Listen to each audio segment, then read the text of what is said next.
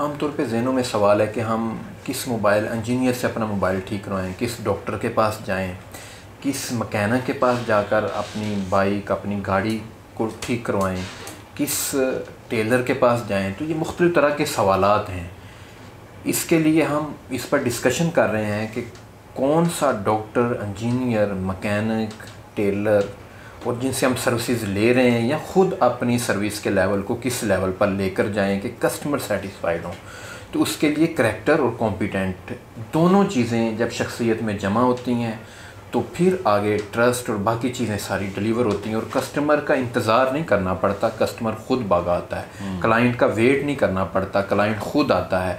बेशुमार शॉप्स के लोग, बेशुमार क्लिनिक्स के लोग, बेशुमार सर्विसेज और बिज़नेस के लोग वेट कर रहे होते हैं कि क्लाइंट उनके पास नहीं आ रहा। अगर हम ये दो काम खुद कर लें अपनी शख्सियत में, करैक्टर और कॉम्पिटेंसी दोनों चीज़ें जमा कर लें, तो ऑटोमेटिक वक्त थोड़ा लगेगा मगर यह है कि नस्लों तक इसका इम्पेक्ट जाएगा। और अगर हमने इन चीज़ों को छोड़ दिया तो नस्लों को इसका खुमियाजा भुगतना पड़ेगा। तो इनको हम समझ रहे हैं। करैक्टर के पार्ट्स पर हम बात कर चुके हैं, कॉम्पिटेंसी पर हम बात करने जा रहे हैं। कॉम्पिटेंसी, कॉम्पिटेंट होना क्या है, कॉम्पिटेंट के कौन से एलिमेंट्स हैं जिससे पता चलता है कि लोग कॉम्पिटेंट हो गए हैं और हमें अपना लेवल उस तक लेकर जाना है।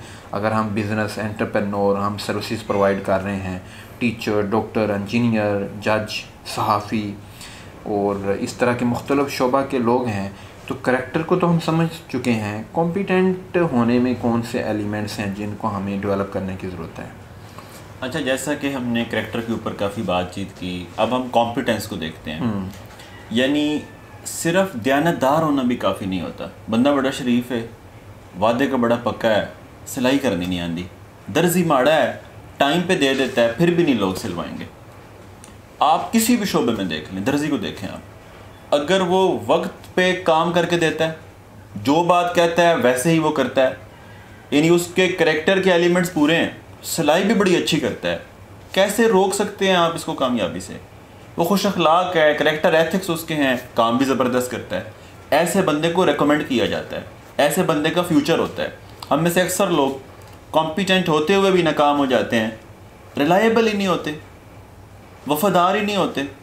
हम तो कहते हैं ना कि स्किल की कमी है, स्किल कभी पूरी हो जानी है, लेकिन जो बड़ा फुकदान पैदा हो रहा है वो डिसलॉयल लोग हैं, बेईमान लोग हैं, बददियानत लोग हैं, वफादार नहीं हैं, अपने शोबे के साथ वफादार नहीं है, अगली बातें तो छोड़ें। तो ये पहलू कवर करना भी ज़रूरी है। अब जो आपने कहा कि कॉम्पिटेंस के कौन कौन से पहलू हो सकते हैं, देखिए कॉम्पिटेंस में एक पहलू तो ये है कि उस आदमी को उस काम का नॉलेज हो, उसके पास क्या का जवाब हो, वो जो काम है वो क्या है, उसके पास उस चीज़ का नॉलेज हो, थ्योरेटिकली उसकी अंडरस्टैंडिंग हो। फ़कत नॉलेज होना भी काफ़ी नहीं है, बहुत सारी स्किल्स चाहिए होती हैं, बहुत सारी महारतें चाहिए होती हैं, बहुत सारी इंटरपर्सनल स्किल्स चाहिए होती हैं, कम्युनिकेशन स्किल्स चाहिए होती हैं, लीडरशिप स्किल्स चाहिए होती हैं। तो हमें हाउ का जो जवाब जो हमें स्किल से मिलता है, जो हमें हुनर हैं, जो और अदर टेक्निकल एस्पेक्ट्स हैं स्किल्स के, तो वो भी कॉम्पिटेंस में शामिल होता है। यानी नॉलेज के लेवल पे कितना कॉम्पिटेंट है, स्किल के लेवल पे कितना कॉम्पिटेंट है। फिर कॉम्पिटेंस में ये शामिल है कि वो एक लार्जर पैमाने पे देख सकता है कि नहीं। यानी आपका कहने का मतलब यह है कि सिर्फ नॉलेज और स्किल काफ़ी नहीं है, बल्कि वो उसके लार्जर बिग पिक्चर के तौर पर देख रहा हो। मिसाल के तौर पर एक डॉक्टर किडनी का ट्रीटमेंट करते हुए एब्डोमेन और लंग्स को ख़राब कर दे तो ऐसा डॉक्टर नहीं चाहिए। एक बीमारी को ठीक करते हुए 5 बीमारियां और उसका आगाज़ कर दे, मोबाइल का एक पार्ट ठीक करते हुए, मोबाइल, लैपटॉप की मशीनरी का कोई एक पार्ट ठीक किया है और बाकी ख़राब कर दी है या उनकी एफिशिएंसी कम हो गई है, तो वो जिस काम को कर रहा है उसको लार्जर वे में और बिग पिक्चर के व्यू में देखे ताकि एक संवारते हुए दूसरा बगाड़ ना दे। सर, जैसे पेरेंट्स ने ना बच्चे के नंबर इम्प्रूव करने के लिए नफ्सियाती सेहत डैमेज कर दी है। पेरेंटिंग का जो होलिस्टिक मॉडल है, हमने होलिस्टिक मॉडल को देखना है ना। हम सारी किताब में एक बात कह के आ रहे हैं कि हमें होल पर्सन पैराडाइम चाहिए।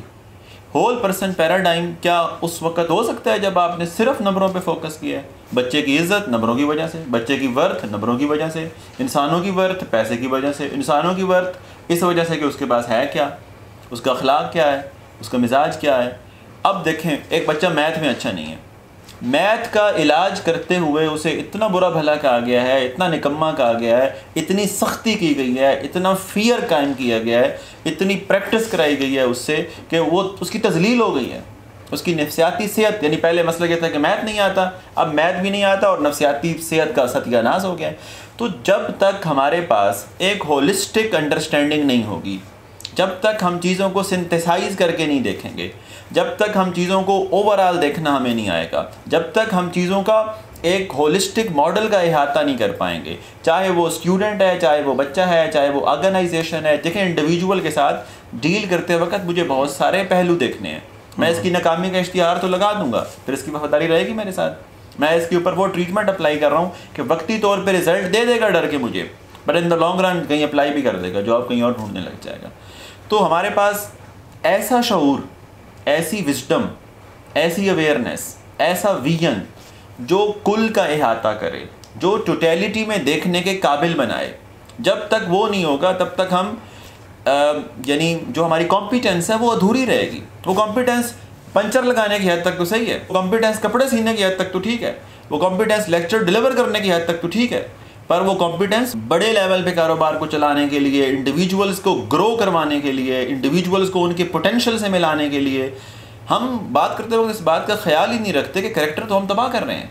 जब आप बच्चे से कहते हैं कि सच सच बताना, पहले झूठ बोलता है वो। आप बच्चे की नीयतों पे शक कर रहे हैं और उसे कैरेक्टर डेवलप करना चाहते हैं। उसने आपको शक करते देखा है, वो कल को एतबार करेगा दूसरों पे। आपको क्या लगता है? यानी जिस बच्चे ने अपने वालिदैन को हमेशा शक करते, नहीं तुम सच सच बताओ, मुझे लग रहा है कि तुम झूठ बोल रहे हो, जिस बच्चे ने पेरेंट्स को शक करते देखा है, वो बड़े होकर पेरेंट्स पे एतबार करेगा, उसे शक रहेगा मुझसे कुछ छुपा रहे हैं, मुझे बता नहीं रहे, उसे मुआशरे पे शक पैदा हो जाएगा। इसका दूसरा पहलू तो हम डिस्कस कर चुके हैं कि टेक्निकल स्किल भी हो, कॉन्सेप्चुअल अंडरस्टैंडिंग बिग पिक्चर के लेवल पर हो। इसका जो तीसरा पहलू बड़ा अहम है वो इंटरडिपेंडेंट है कि जब हम ये एक मोबाइल पर्सन बना रहा है, एक डॉक्टर काम कर रहा है, तो वो उसके बाकी डिपार्टमेंट्स भी हैं। वो अकेला एक डिपार्टमेंट में काम नहीं कर रहा, एक डिपार्टमेंट एक ऑर्गेनाइजेशन में काम नहीं कर रही। अगर हम चाहते हैं कि ऑर्गेनाइजेशन हमारी लीडिंग पोजीशन पर आए, सोसाइटी लीडिंग पोजीशन पर आए, कंट्री लीडिंग पोजीशन पर आए, घर हमारा लीडिंग पोजीशन पर आए, तो उसके लिए ज़रूरी है कि सिर्फ एक डिपार्टमेंट, एक पॉकेट, उसको हम ना बढ़ाएं, बल्कि उसको इंटरलिंक करें बाकी डिपार्टमेंट के साथ। और अपनी गाड़ी को क्या कश्ती में बैठे हुए अपने कमरे को मंजिल पर ले जाएं और बाकी कश्ती उधर पड़ी रहेगी, ऐसा नहीं हो सकता।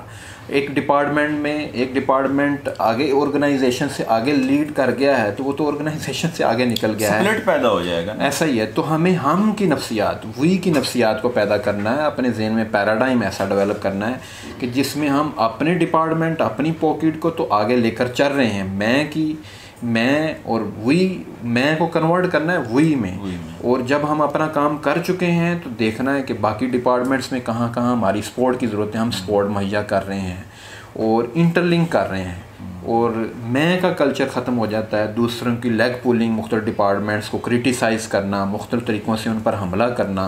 तो ये बड़ा ज़रूरी है कि वही के साथ हम आगे बढ़ें, डिपेंडेंट भी ना हो और इंडिपेंडेंट भी ना हो, इंटरडिपेंडेंट हो, जिसमें तमाम मशीनरी के पार्ट इक्वल रोल प्ले कर रहे हैं। हम इसको यूँ भी कह सकते हैं कि अपने कदमों पे खड़ा होने के बाद दूसरों को भी उनके कदमों पे खड़ा होने में हेल्प करनी चाहिए। यानी ये ना हो कि मैं अपने कदमों पे नहीं खड़ा और मैं दूसरों की हेल्प कर रहा हूँ। अपनी इस्लाह के बगैर जो दूसरों की इस्लाह की कोशिश है, ये भी ख़तरनाक बात है। मैं आप इंडिपेंडेंट नहीं है, दूसरों को इंडिपेंडेंट करना चाहता हूँ, मैं टूट जाऊँगा, वो होंगे नहीं। तो अपनी आईएमनेस अचीव करने के बाद फिर एक वही की थिंकिंग में आना चाहिए, तब भी आ सकता है ना, जब खुद इंडिपेंडेंट हो चुका है और इधर भी वो इंडिपेंडेंट है, तब हम सपोर्ट कर सकते हैं। एक इंटरडिपेंडेंस के रिश्ते में दाखिल हो सकते हैं, वगरना वो ताल्लुक चल ही नहीं पाएगा। यानी इसको हम यूँ कह लेते हैं कि इनफरादी सोच से निकल के इज्तमाही सतह पे सोचना होगा, हमें कम्युनिटी के लेवल पे सोचना होगा, अपनी सेल्फिशनेस से निकल कर एक कम्युनिटी सर्विस का मॉडल अपनी ग्रोथ में शामिल रखना होता है। इसी से सुकून लौट के आता है, इसी से बड़ी ग्रोथ होती है, इसी से होल पर्सन डेवलप होता है। अदरवाइज फ़कत मटेरियल पहिया तो आगे चलता है पर इन द लॉन्ग रन वो भी नहीं चलता, और इन द लॉन्ग रन बाकी सारे सिस्टम कोलैप्स कर जाते हैं, तब जाके ये मुमकिन होगा।